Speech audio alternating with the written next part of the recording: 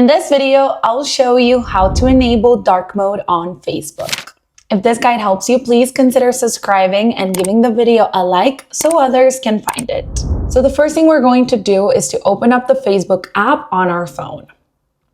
Once you do, we're going to head to menu. You're going to find it right here at the bottom right.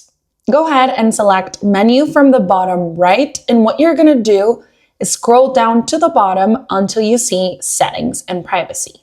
At the bottom, you're going to see dark mode. Go ahead and tap that option. And here you have three different options. You can turn it on, off, or system. What system is going to do is just adjust the appearance on your phone based on your device's settings. And that's it. After you pick your option, you can simply go back to Facebook and start enjoying the app with dark mode. Just in case you're tired of dark mode and you want to take it back to the regular app, simply go back to settings, select dark mode, and turn it off. And that's it. Remember that dark mode is a very easy way to protect your eyes and your health. So let me know if this video helped, and I'll see you in the next video.